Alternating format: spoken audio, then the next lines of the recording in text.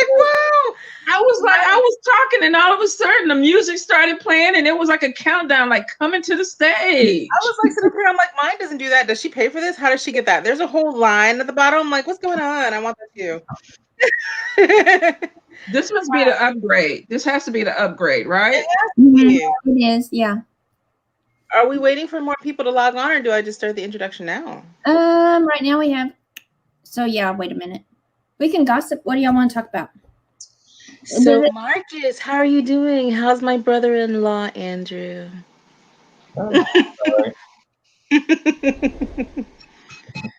Andrew, everybody wants to steal. I know. He is a cutie with a little bitty booty. Does he have a little bit of booty? I didn't even see the booty. He has a really little bitty booty. Is it? Oh, I have to see. Andrew, come show us. Shake a little bit. Twerk for us. Let's see your booty. I've never seen the booty. All you normally see is what, a hand, and then you might see a face. And I see his face. I see him rubbing Marcus's head. Where is he at? Is he on his computer? No, he's preoccupied with something else. Oh, I'm looking around Marcus to see if I can see him. I know. Where's the booty? Where's the booty? It'll be a hand that'll come in from nowhere in a minute. So y'all, I got a new deck, which is not a shocker. I did get my Dark Mansion, Lynna. Oh, you did? Good. Yeah, somebody sold the big one with the brown backing, but so I got the Halloween Oracle, right?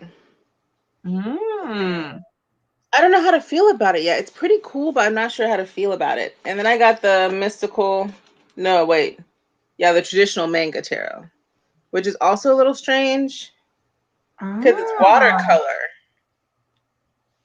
It looks like it's going to be pretty though. It is, but it's not as vibrant as the first picture. So it's a little bit more washed out. The other pictures? It's more muted. Other illuminated or whatever it's called. That's the way that was. I was a little bit disappointed. I mean, it's pretty. It's just, the back is pretty. But like, yeah, the cards are not as bright. Oh, yeah, they're a little bit muted. It's like a watercolor kind of vibe, and I didn't expect that based off of the first picture. But then all my other tarot decks are coming in too, and some books, and I'm like, oh my god, staying away from things that I don't need, but it's a lie. Girl, you're gonna be packing a lot of cards to move to Germany. Yeah, but still not 130 decks. I don't think I have that yet, Tonya, like you have. And definitely not Lynna's. Look, Taylor, let me show you what Taylor did today. So she pulled something out from underneath a pile. It's, moving, got piles. And she says, oh, Mom, here's another tarot deck. And you didn't even know you had it. She said, it's not open yet. Oh, my goodness. I have a lot of decks I've not even opened. I believe it. I forgot about some decks I had. I found I had the Karma Tarot, and I was like, or the Karma something, Karma cards. I forgot I had those. Look, these are Doors of Virtue, never open. When you start moving, that's when you find everything. Hi, Rob. Well, I found this deck here. I was going to send, so look, I love me some Demon King. I was like, should I send him my Lucifer Tarot? I was like, no, because I can't get it again. I was like, would that show my love? And I was like, maybe I should send him the Sabbath Lenormand. And I was like, he won't use it. Right. I pulled that deck out. It's like pulling one brick out of something. So I got this deck right, Lynna. It was given to me for free. Which one is that? The Wizard's Tarot. I'm like, oh my. Yeah, I've seen that on the app. So it's like out of print, and these people are selling it for like $500. Look, Mark is like, sell it, but I'm not buying it. No, but I'm going through my decks and I'm finding a lot of them are selling for a lot of money, and so people are like, sell them. I'm like, I'll sell it when I really absolutely am completely broke. That's what I told Tonya. When I die, my kids can just sell my decks to pay to bury me. Oh, see, I am past that. I'm so petty now because people keep telling me I have an addiction. I want my coffin made of tarot decks, right? And then I don't want people to be able to like dig me up and take them out. So I'm gonna go for the Viking funeral. So I'm gonna have my boat made of tarot decks. I'm gonna shoot an arrow at it. Set you on fire. I'm Oh so my petty. God. That's what I tell Jazz. I said, just cremate me with my decks that you don't want. Because I was like, I told Angela, I was like, Tanya said she wants the skins deck. And I read Alyssa for the first time with the skins deck. And somebody was like, I want the skins deck. I was like, nobody's getting the skins deck. If it's not going to my daughter, it's not going to anybody. I don't blame you. Not at all. Okay, so you want to go ahead and introduce? We got a few people in here now. Yes. Hello, everybody. I hope everybody's doing well. And I hope they're enjoying the weather, making it through the day. But today on our show, we have Marcus Remington, also known as Demon King, given to him by Tanya, who is also, where did Tanya go? It's probably her laptop again. Oh, I was like, what just happened? Sorry. He is the demonology teacher at the Collegium of Arcane Studies. And he's our friend. I'm like, I have no idea. My computer's being weird too. What's happening? Sorry. So, Demon King. sorry, it's like being crazy. So I want to welcome you to the show today. I appreciate you coming on and hanging out with us and talking with us. How are you? I'm not too bad today. How are you guys? It's like, I know you had a long day, but what do you want to talk about? well, we're gonna talk about you. This is about you today. All right. I know you said you don't really like to talk about yourself, but that's what this show is about today, all about you. True, but I don't like tooting my own horn, so to speak. So Oh, toot Well, it, toot toot it. away. You want me to do the choo choo train? I'm like chugga chugga chugga chugga. He's like, don't make me laugh. He's like, no, must stay serious. Must stay serious. so do you want me to go over like the stuff that I was wanting to teach, or like just a Well, little I background? want you to tell us about yourself first. Yeah, who are you? Hello, Marcus. Who Where are did you you? come from? Well, I'm up here in good old Canada, on the West Coast. I've been in the occult, or practicing the occult, for a few years now, and I've learned lots. I started off in the Western traditions of magic, in the grimoire traditions.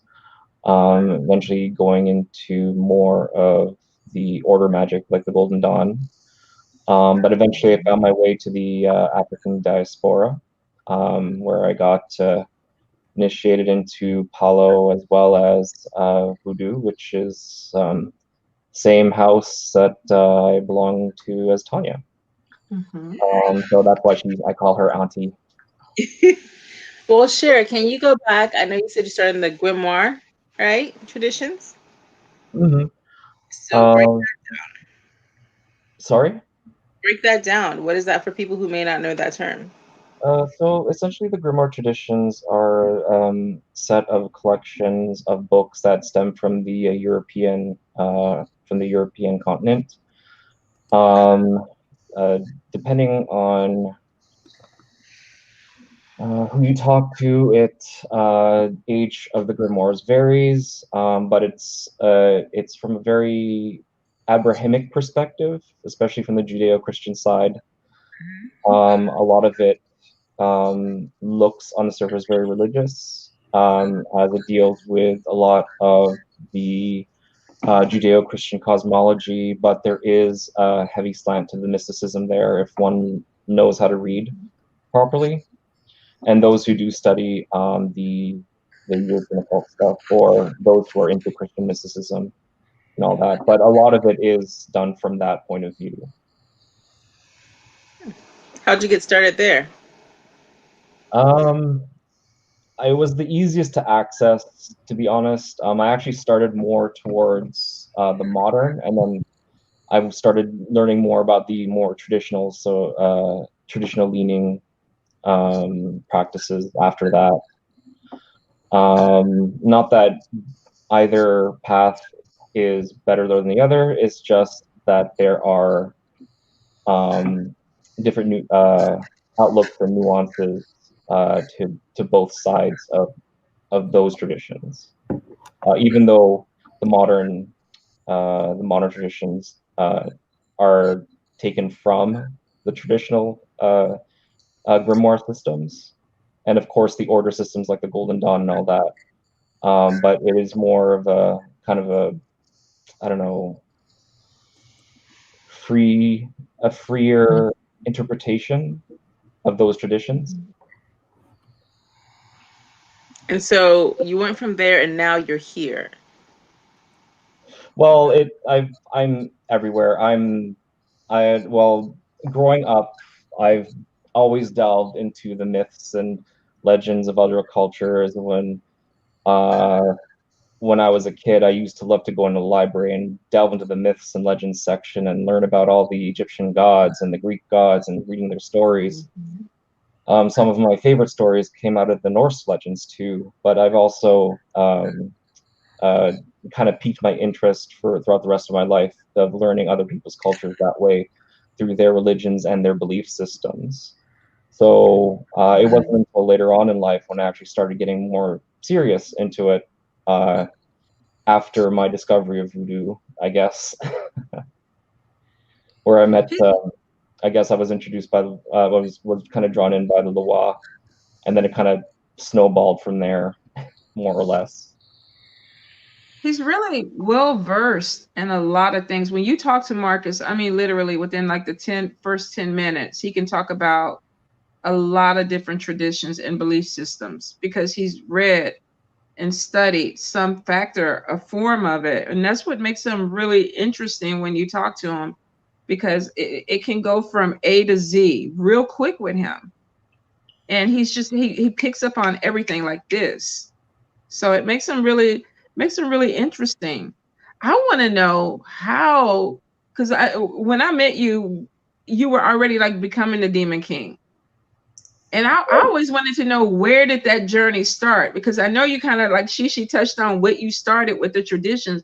Where did it kind of branch over to? It was like, okay, now this is my path. This is what I'm gonna do. I don't know. With every religion and belief system that's out there, there's always this theme of enlightenment or some sort of mastery at the end of it, like you see it in Buddhism and Taoism, where in Buddhism you essentially abandon all earthly desires and liberate yourself from the cycle of samsara and enter nirvana. In Taoism, you become one with the Tao eventually, practicing spiritual Qigong. In the Western traditions, there's an experience called knowledge and conversation of the Holy Guardian Angel. But even though that's actually not the end as much as it is the beginning of learning, especially when you are directly taught by it, but there are experiences like that, like crossing the abyss is another similar experience. Of course, in the African diaspora, the initiations, and Auntie, you probably can attest to that, of how it can break you down and rebuild you from the inside out. But I've always been interested in attaining some sort of clarity, some sort of enlightenment, if you want to say that. And studying the left-hand path, or as they call it, the left-hand path, stemming from the traditions of Tantra, as where they are derived from. I found it more interesting of being the perfect form of divinity as to the perfect reflection, as is quoted by the right-hand path. Well, again, it depends on who you talk to. It's interesting because when I first met you, you looked so bubbly and cute. Yeah, I mean, teddy bear. honestly, he doesn't look like a soul snatcher, right? You want to just, I want to just walk up and hug him. I know. I think that too. I'm like, I'm just gonna squish him, just squish, squish. Mhm. That's what I told him. I was like, you look so squishy and so like kind and loving, and then you're like, and I'll curse your whole family and destroy your life for eons to come. Yes, that is 100% Marcus. I think the thing too is that you don't expect him to be a left-handed worker when you do see him. Yeah, no. He definitely Because looks like a light worker. exactly. And a lot of people, they're like, oh, he works with demons. Why does he work with demons? You know, demons are horrible and they're bad. And when you talk to him, his perception of them is completely different. They're about Completely different. Mm-hmm. Absolutely.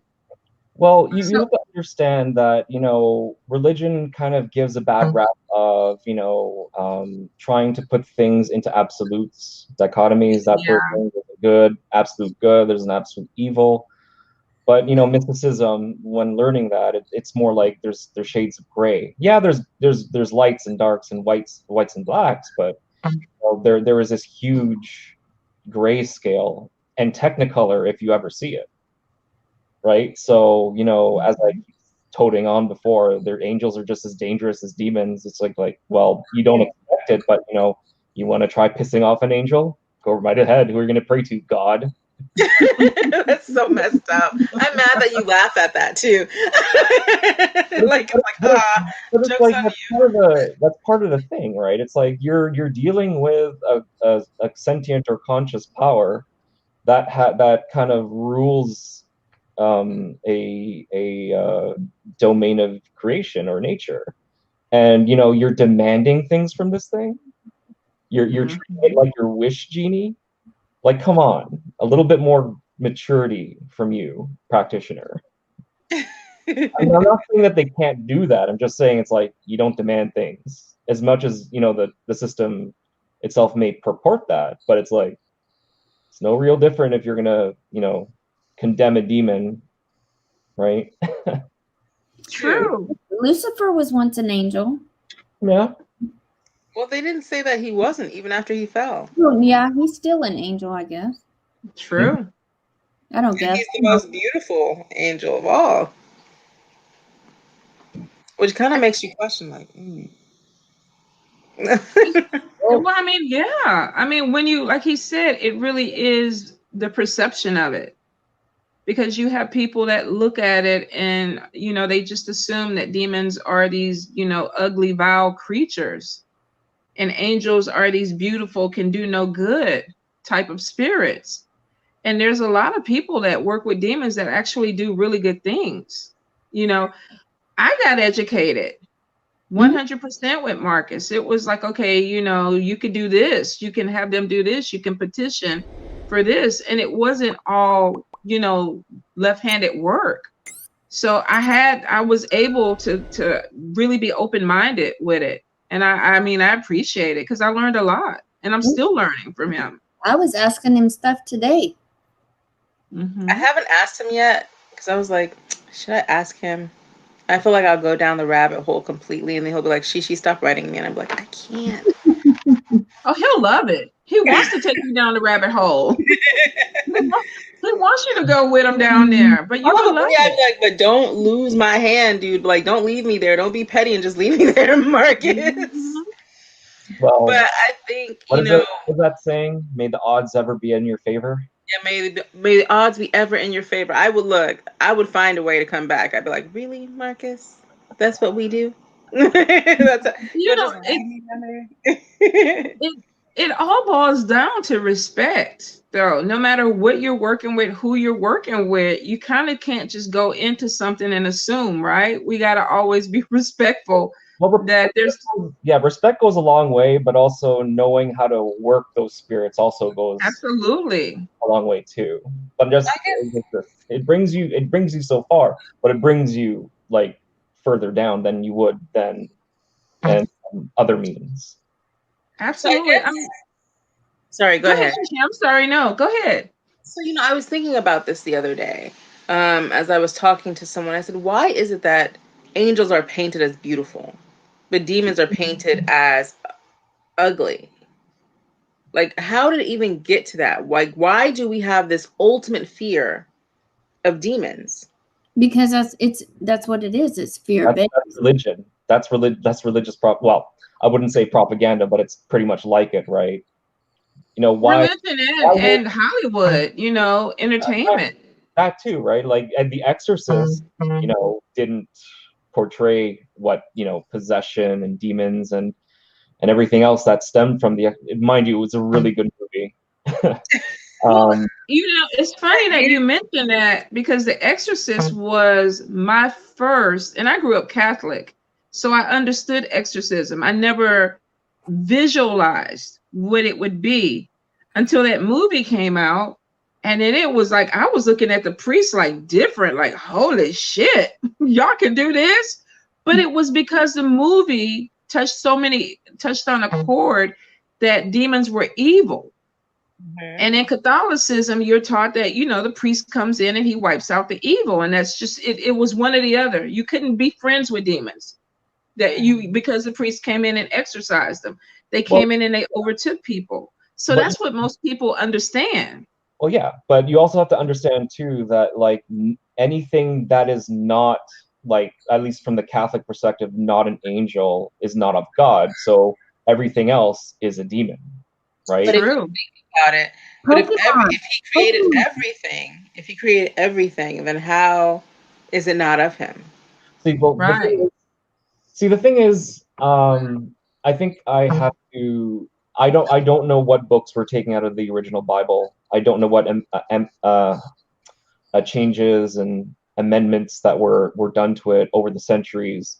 But I know for a fact that, you know, the Bible is not the same book that was there originally since the because first. The Catholic Bible is different. We have more books in the Catholic Bible than the King James Bible. Mm-hmm. And there's even more books than were previously that were taken away, right, from the original text. So yeah, there could have been, like, I haven't tried to look for them myself, but there could have been more enlightening passages to the nature of spirits. But a lot of the mysticism, like the Christian Gnostics, kind of fill in the gaps here and there, if you so ascribe to those right. of, like, the natures of spirits, because that's what they mostly deal with. Like the Catholic Church and the mainstream religions, they're more about how to live your life, not to philosophically you know, contemplate, I guess, over, like, the nature of reality or you know, the meaning of life, I guess. So some of them, honestly, religion is more so the rules and regulations of how you should live your life, not necessarily, you know, how do you serve spirit. Yeah, but some of them are so far gone, though. I mean, I was playing Pokemon, you know, because I like Pokemon, and all the churches are Pokestops. So I went in there and I was doing the Pokestop in the church parking lot, and the pastor came out and told me to get out of the parking lot, that Pokemon were demons. But Pokemon are fiction. Right. Yeah, they are. But, you know, it's the same. Do you mind, like, I was going to make a comment, but based off what you said, but Nika, completely ask your questions. We want everybody to ask questions. That's why we're here. It's not aggravating. That's why we're here. It's conversation and getting to know us and the guest. But I feel like, you know, anything that, you know, such as Pokemon, and then there was Teletubbies, there was everything, anything that to me makes people happy. I think, like, the church is like, that's demonic. Harry Potter. The thing that got me was that would have been, you know, because it was a Baptist church. Wouldn't that have been the perfect time to testify? Yeah, but, you know, I learned, and this is something I learned from my sister.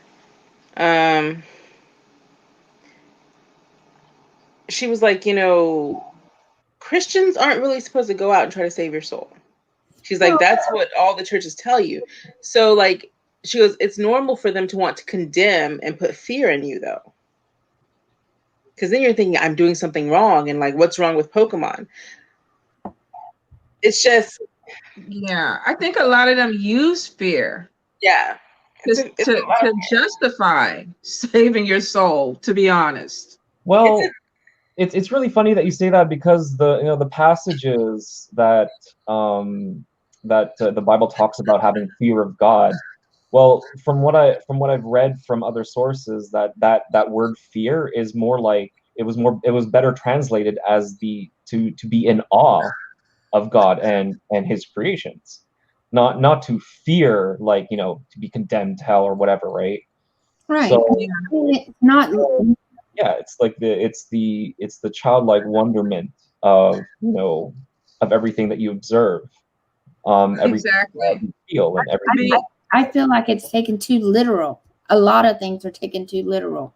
Well, yeah, Well, I think right, because men's perception on it is what makes it. They turned it into you have to be afraid, and then they gave you A, B, C, D, E why you have to be afraid. mhm. So that was a bias.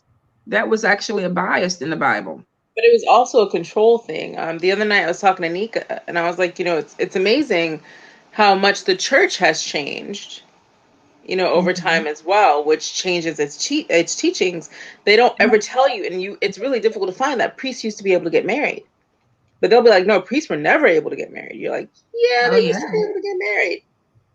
yeah. And all these different things. But you have to remember, like, depending on the time period and what institution you were dealing with, they were powerful, but still the Catholic Church remains to be the most powerful, entity of religion there is today. Still, even now. Mm-hmm. It's true. In the world, I'm gonna. And he has a whole wardrobe and everything. I It's mean, true. he's very powerful. But, going back to, how the church has kind of like turned demons into something negative. They don't want to ever tell you that demons can have dual natures as well, the same as angels. They say, oh, the angels come down and they here they give the wrath of God, but it's still a war. They're still doing something that others would consider negative. It's not a positive, I'm sprinkling like sprinkles out and glitter and everything and showing love. They're still going to war. They're still causing harm. No, But they want to it's make it seem like demons are the only ones causing harm. And that's not you true. know, what was it last year? I had a woman that disagreed with what I do. And so she was a pastor of a church. She had just got ordained. And so she called me up because a friend of mine wanted me to work an event and do readings. And this woman wanted to talk to me first. So I was like, cool, get to know me, see what I do. We weren't on the phone 10 minutes, and she was like, I pray Archangel Michael against you, that he comes in and strikes that demon on you down with a sword, takes away your gifts, gives you clarity, brings you closer to God. I call the angels and the principal powers and everything. And I'm sitting up there just holding the phone, and I was like, when she got done, I was like, shit, Archangel Michael has a whole goddamn altar in my house. We cool. We cool. So I said, he would strike me down. What are you talking? I've been devoted to him since I was 14 years old. We cool. Just like when people get upset with me when I say Jesus is my homeboy. Me and Jesus cool. I've been Catholic for a while now. But I think it's so interesting that Marcus kind of hit on it at the beginning. People, if it doesn't fit into their box, if they don't want to understand it, then it's evil. But you get the bad rep of, like, if I tell people, oh, I have a friend that's a demon king, and that's what I normally call Marcus when I talk about him, oh, my friend the demon king, and people are like, oh my God, that's, you're gonna go to hell, you're supporting this person. And I'm like, oh shit, if you work with some angels, should I be looking at you cross-eyed too? The saints, everybody. I mean, really. Absolutely, really. I think people, unfortunately, like Marcus said, demons get a bad rap in the Bible, in books, in religious books, and movies, Hollywood, and things like that. I've seen this man talk about his demons. What's the one I can never pronounce his name? Belial? Oh, Belial. Belial. He always gets on me because he goes, "You never say my name right. You never say my name right."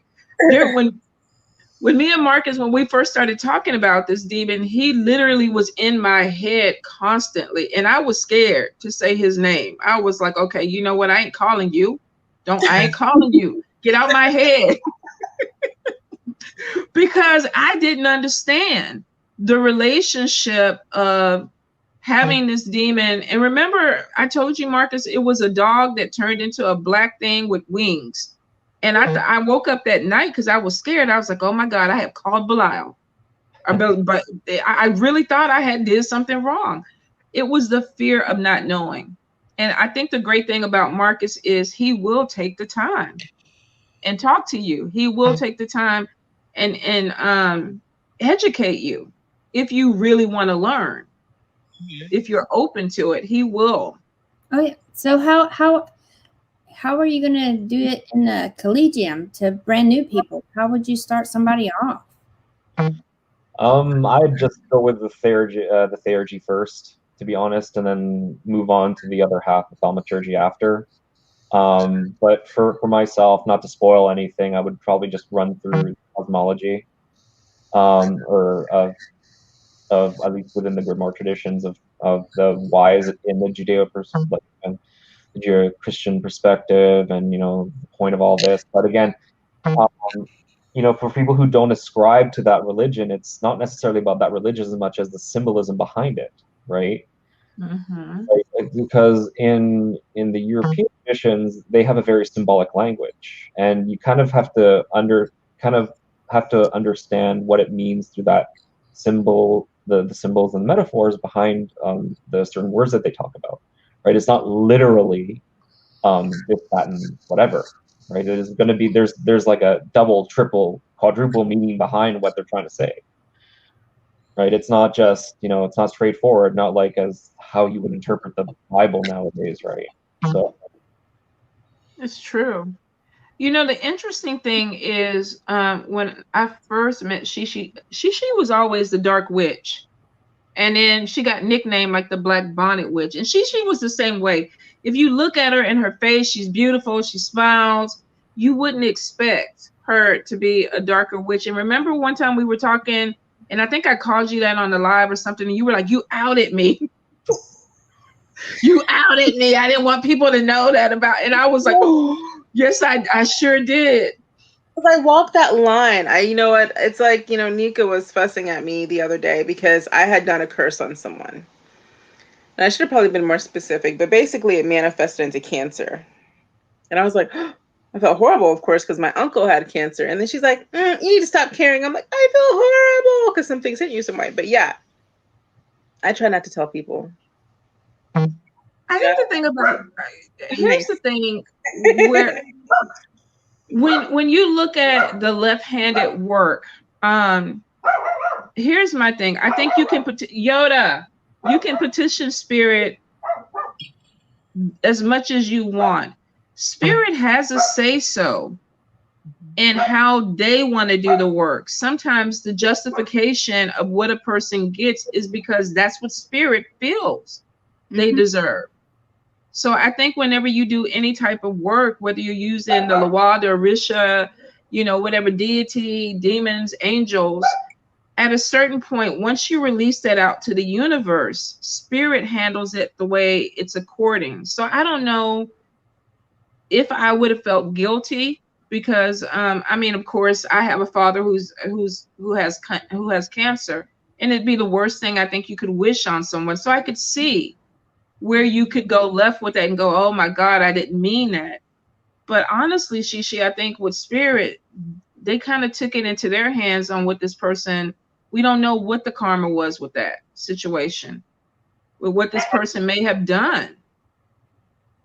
Yeah, Nika did use my words back on me. The spell is justified. You have no power over what happens once you put it out there. You don't. You don't. I think, go ahead.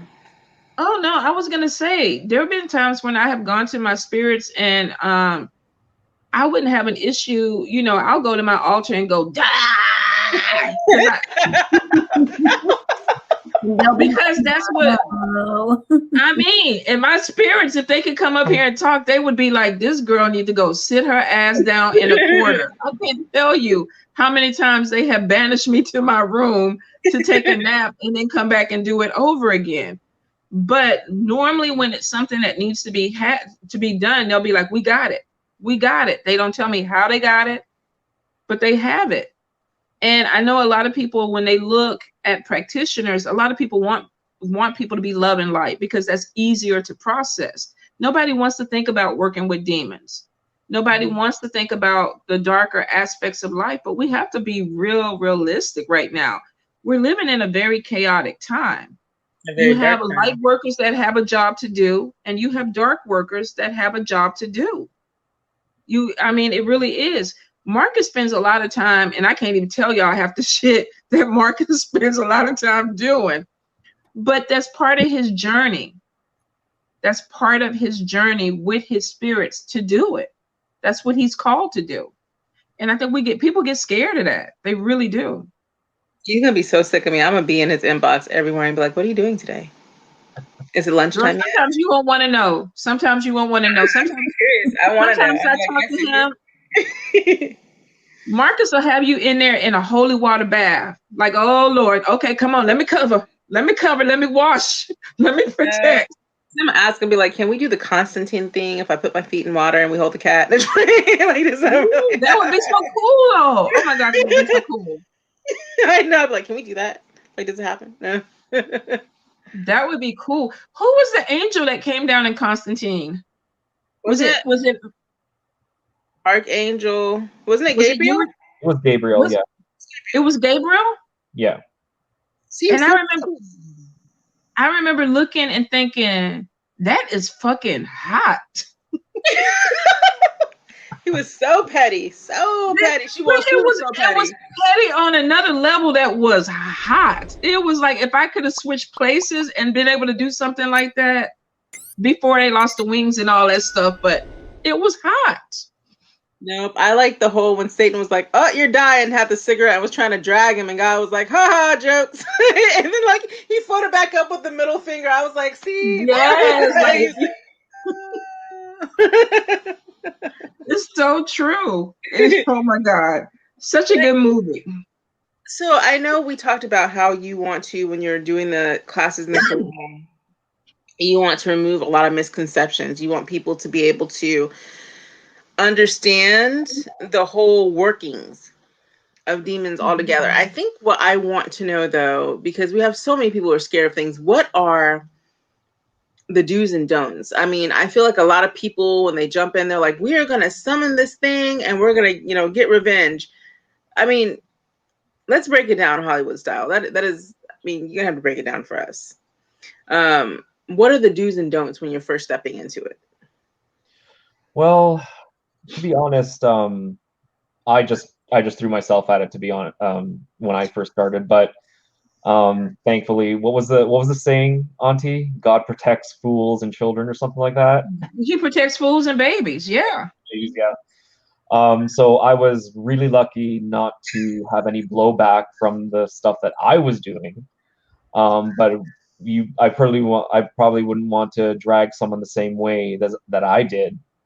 But I did learn a lot about certain processes. But the first thing I'd probably say is just study from good sources, right? There's a lot out there already that people can pick up a book and start reading. A lot of the stuff that comes from the European traditions, a lot of it is solitary, and a lot of it, you have to muddle through yourself. But for the people that came before and did all the nice hard work, it's there. But there's a thing about time and effort, which nowadays people don't like putting in, right? They just wanted the answers to be on a silver platter, but you're missing something out of studying, researching, understanding in that manner, to be able to work these traditions, right? And it doesn't stop you from asking for help from other people, or even joining an order, right? But pick up a book and start learning. There's lots of resources out there. Don't think you can just wing it, right? And that even goes for chaos magic too. The chaos traditions. They are tradition unto themselves. But they do a lot of skipping because the people that that kind of founded that tradition already knew what they were doing.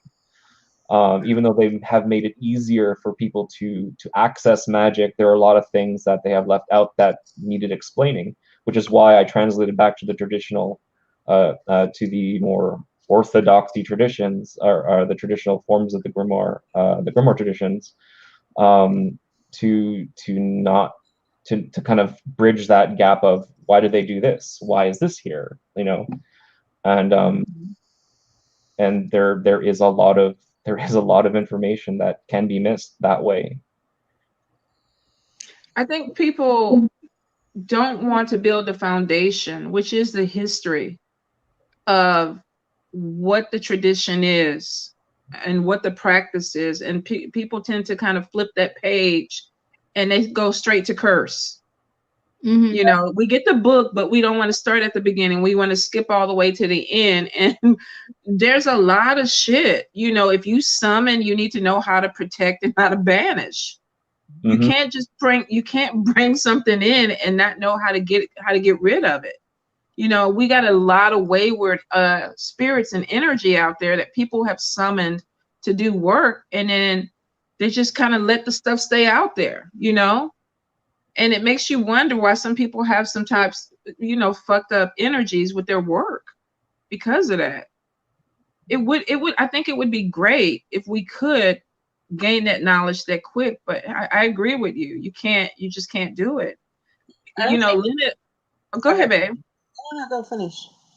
No, I was gonna say Lynna is, even with her tarot, is a history buff. Like, she goes through the whole background of the tarot cards before she even really gets into the reading part of it. It enhances it. In voodoo, you can't really skip to the end. You can't, you have people like, oh, I demand the Lawawa. What? Where you read that at? I missed that. You can't, at the beginning, you can't demand. That's in the first page. If it was a book, that would be the first page. But I think we're in this microwave society with magic and mysticism and things like that, where people, the first thing they want to do is curse and hex. Curse and hex. I think a lot of people have the misconception that you can just step into anything without any work. If you're wanting to work with any of the deities, like Hecate, Bas, any of them, you have to make a relationship with them. They will fuck up your life if you don't. I mean, it's just, once again, we go back to the point of respect, especially when you're dealing with like the dark goddesses or the dark gods, especially Loki. Loki has no problem with like causing some chaos in your life just because, that's what he likes to do. But it's a level of understanding and a level of respect. So I think, you and I have talked, and we've discussed that many people start this path and trying to curse someone for breaking their heart, making somebody fall in love with them, or getting money. And it's a whole lot more to it than that. And a lot of people do try to just skip the line, which is why you see in this group, these different groups. Can I have a spell to curse my boyfriend or girlfriend? Why? Yeah. Or can I have a spell to curse my boss and let them die? But why? Not only that, it's like there are principles that you have to understand prior to even doing the spell in the first place. It's not just it's not like a cookbook. Like, I'm just gonna mix this together and then light the candle after I roll it in the herbs that I mixed, and that's it. We're done. No, that's not how it works. There was a video on Facebook, and it was probably about 4 months ago, where these people, some kids, were playing, and they summoned something. I don't even know what it was. And like a week later, the cabinet doors and stuff were still opening and closing, and the food was spoiling, and then the house had flies and everything. And somebody was like, you called in some type of demon or something. And it was weird because the kids were like, we were just playing. we were just, you know, we found this in a book, and we were just trying, and they cast no circles, they did no prayers, they had no protection up, there was no banishment. And it was because it was a game to them. Now, they weren't little kids, they were teenagers, you know, they were 18, 19. But it shows you just how simple taking something out of a book without really understanding what you're doing because you think it's a joke. You know, the spiritual aspect of working with deities and you know, Orisha and Loa and demons and angels, things like that, is that, like Marcus said, there's you know, a way you do it. There's principles to it. There's guidelines. There's structure to it. So it's one of those things where you can't just pick up something and play with it. And then a lot of times in these groups, you see a lot of people that do shit off of emotion. I'm hurt. I want to hurt. I want to hurt somebody because I'm hurt. And it's just like after the fact, then they'll be like, how do you undo it? How do you undo that spell? How do you bring the candle back that was melted? And I'm like, okay, now you want to figure this out? Or like, I used the blood, and am I completely bound to this spell? And you're just like, yeah. I mean, it really is. It's to the point where I think the knowledge is there if you really, really want to study something and learn. You know, like I said with Marcus changed my perception. I really didn't have any interest in making connections with a demon at all.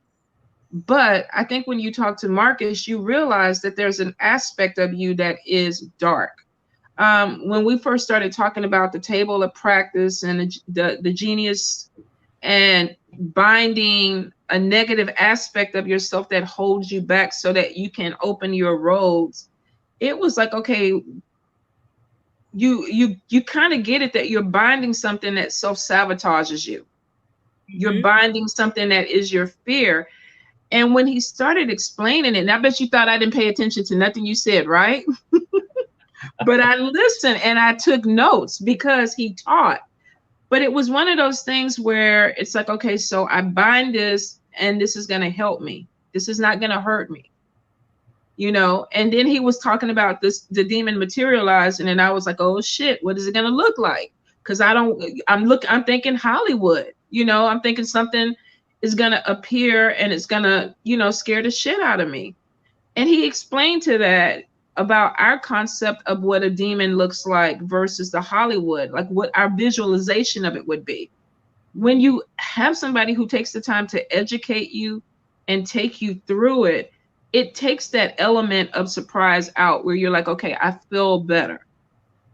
And it's because he felt better. He's very calm with explaining it. The people that are going to take his class, when you go through his class, you're going to realize he's very comfortable with what he teaches. He's very comfortable with explaining it. And it's because this is what he does. This is not a hobby or anything like that. This is literally the way he lives. He loves it. He does. But he has a very good way of presenting it where it's not something that you should be afraid of. Because I think really, if you're going to work with demons, you really need to kind of go in, or even if you're learning that branch of magic, you really have to go in with some type of confidence.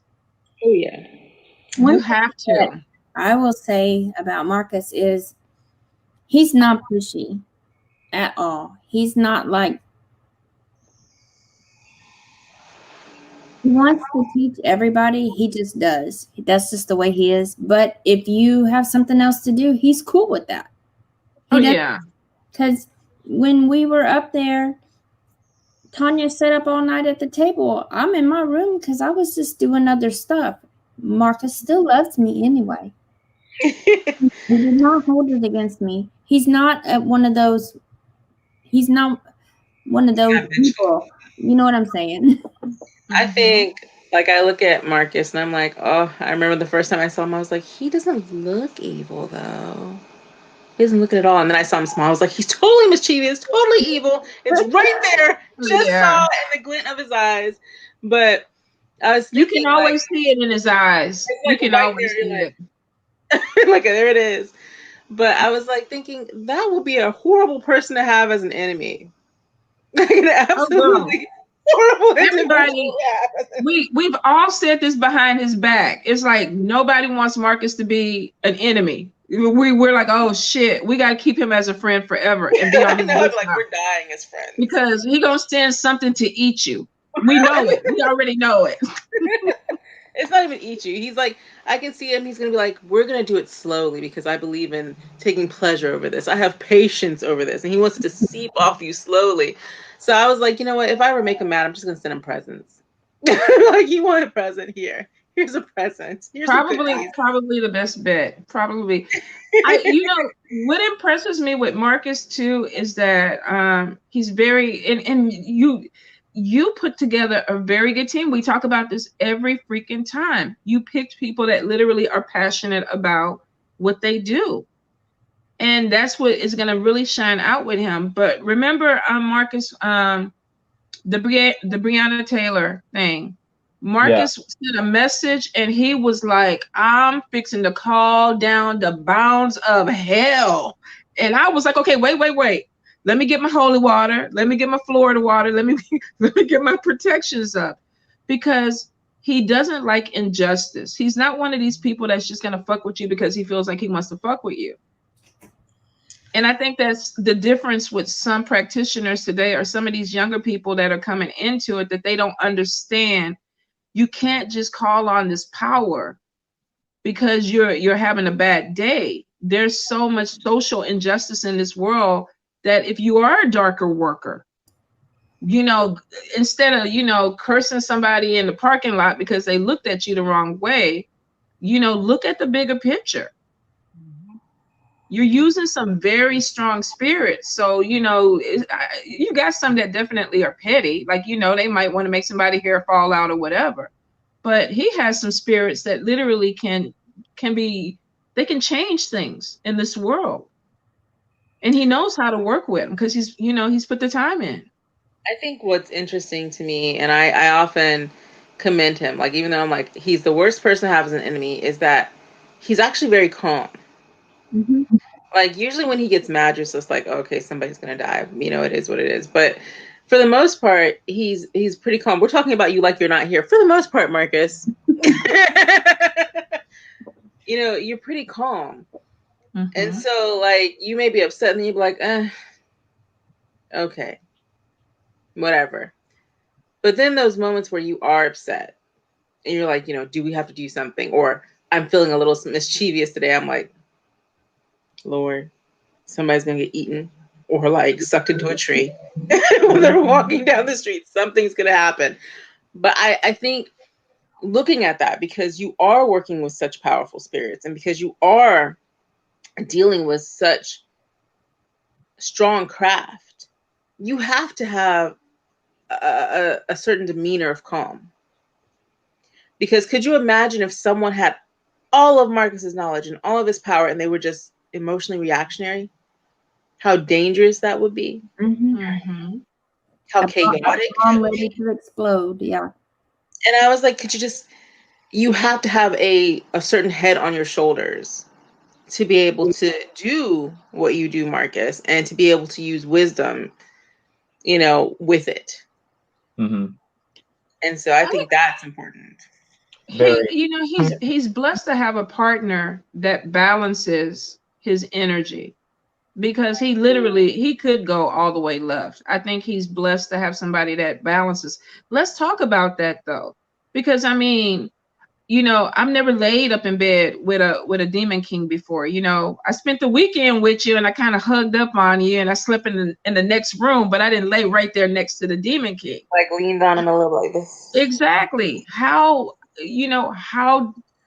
does Andrew or your partner feel about, or how do people take you? Because sometimes with energy like that, and we talked about this, we've seen this in readings too, where some people don't know how to take it. How does that work for you with people around you? Well, for Andrew, he's either used to it or he just doesn't feel it. He's never mentioned anything. But for everyone else who doesn't know, some people, gravitate toward me. Some people are completely averted from me.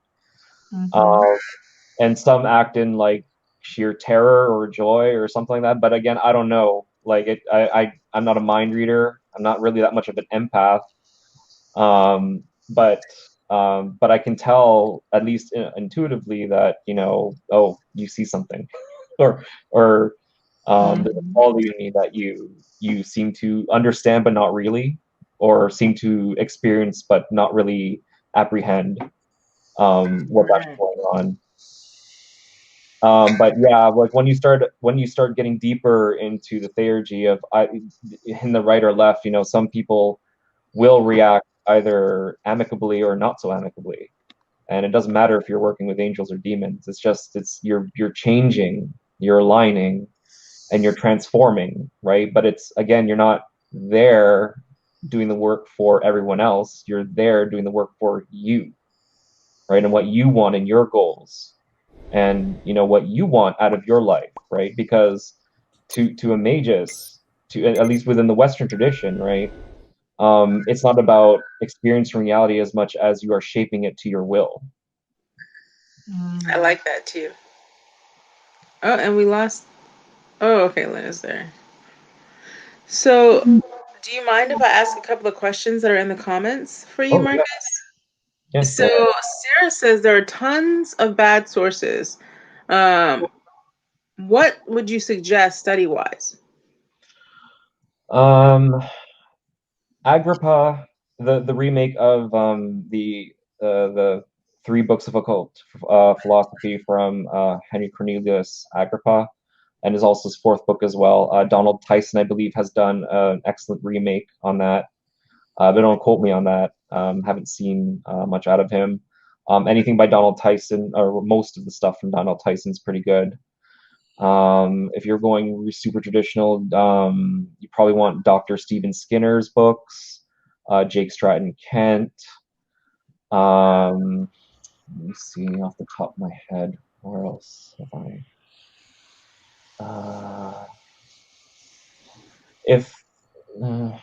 That pretty much covers most of, well, maybe not most, but some of my library. Anything from the Golden Dawn, if you want to look at the Order magic.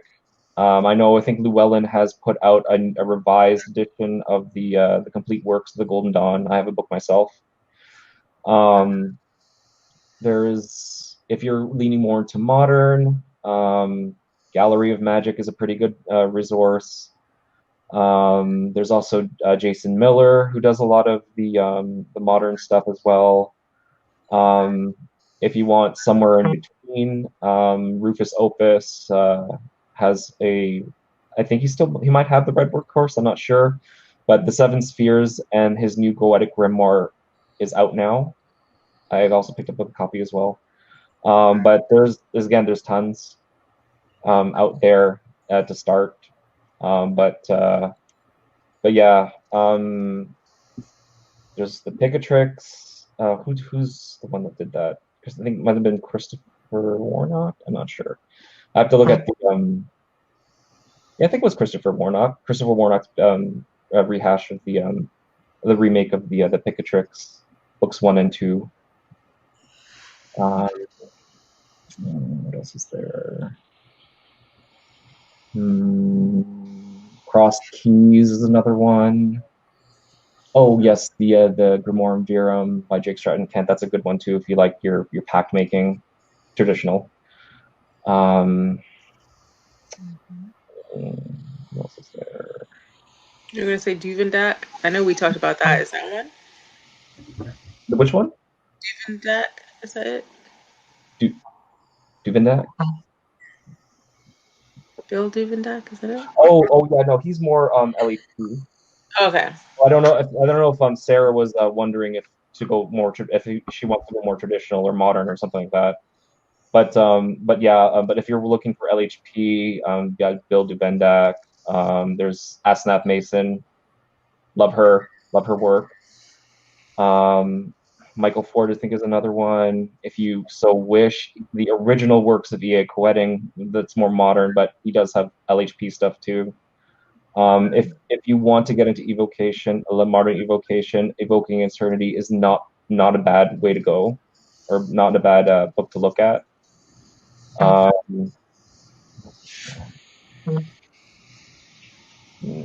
Oh, any of the courses offered by Dr. Al Cummins are very good. If you haven't or don't know this person, go look him up. He's really good. Christopher Warnock also has a few good traditional astrology courses as well. Geez, I know Jason Miller offers courses for the modern stuff as well through Sorcery of Hecate, the Black School of Saint Cyprian, and all of those other courses too.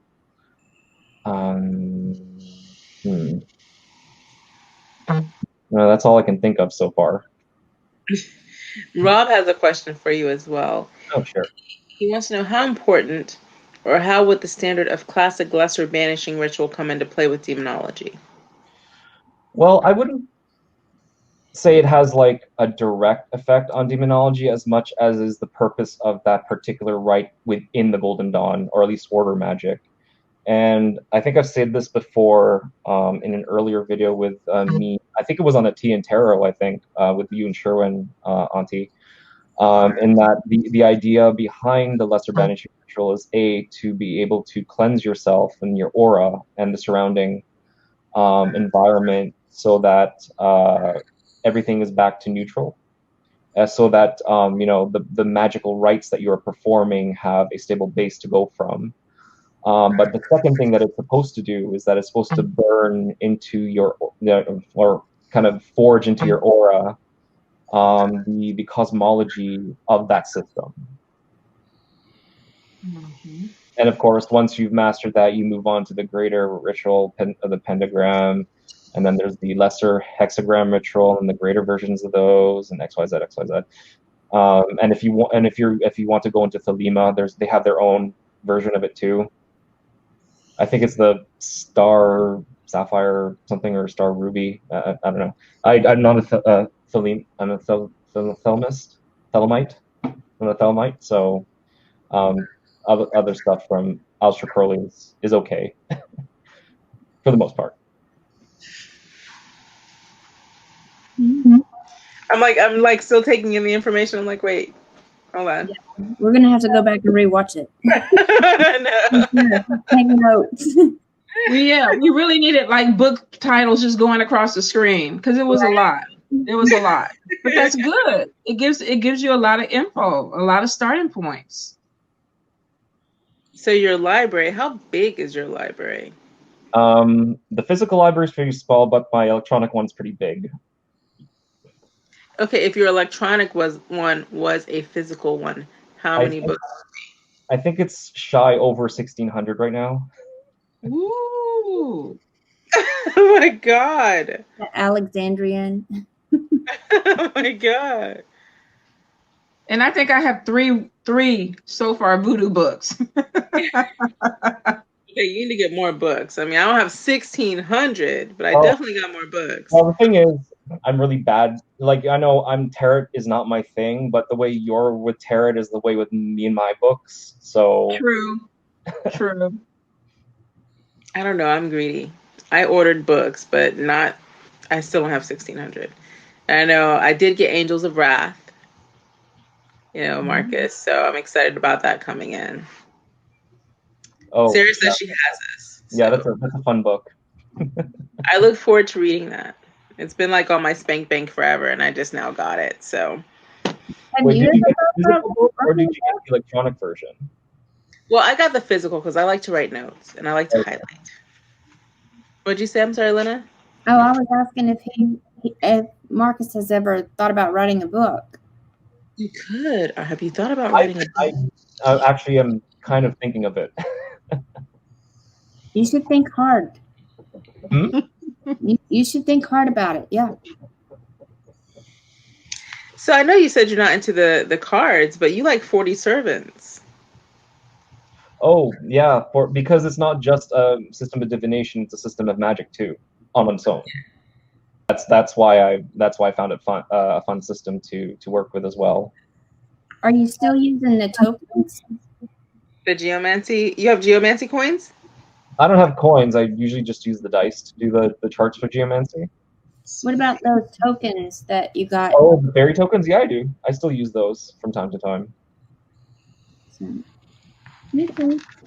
It's been a little over an hour, and I gotta go pick up somebody. You know, kids. So Tonya, you want to close this out, or Marcus, or?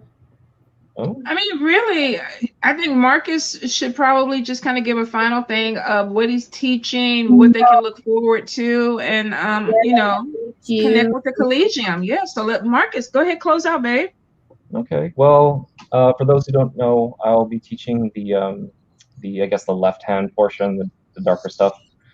But thinking it over, I think I'm going to be a more balanced approach. So I think I will be doing more of the theurgy both on the right and left, just so that people have a complete, I guess, picture of how to work stuff. Other than that, I'm really excited for January. Is the new start date for people to join up in the Collegium, and you know, it's been an honor, and I do thank you for having me on, all three of you. You guys are awesome. Oh, thank you. We love you too. I'm squishing you from afar. But yes, thank you for having me on. Happy to answer any other questions people might have. I'm on Facebook. And you have the pot and kettle. They can. Yeah, but it's not exactly up and running at the moment. We still have to work out a few things, but it'll come on eventually. But yeah, they can also bring their questions because we're doing the red table talk now. So then people can bring their questions, and that'll be interesting. That's true. Almost forgot about that. That'll be fun. So I think that'll be interesting. So then they can just bombard you with tons of questions that they may have been like piling up over time. Yeah, I would probably think so.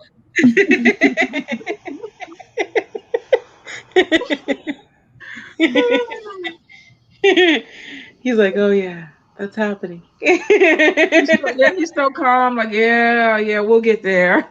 I'm not in a rush. Well, love you guys, definitely. Y'all be safe. Lynna, be safe going to pick up your kids. Yes. Is it raining over there? No, not my end. Look, it's dark here, and look at Marcus's window. It's still daylight. I know. I mean, but you have fires where you are, Marcus. You said close to where you are. Is that what's happening? No, we're just getting the smoke in from Portland. So we had the one from California just pass, but we're getting the Portland stuff now. Yeah, well, it happens. Just stay safe, stay inside, breathe fresh air.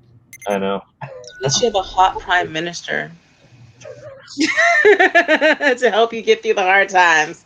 And they don't even want them. They don't want them. Every time you bring it up, they're like, "Oh, we don't want them. You can have them." We'll trade. Oh hell yeah! Oh yeah. Okay, I gotta go. I gotta run. All right, guys. You have a good night. Thank you, Lynna. Bye.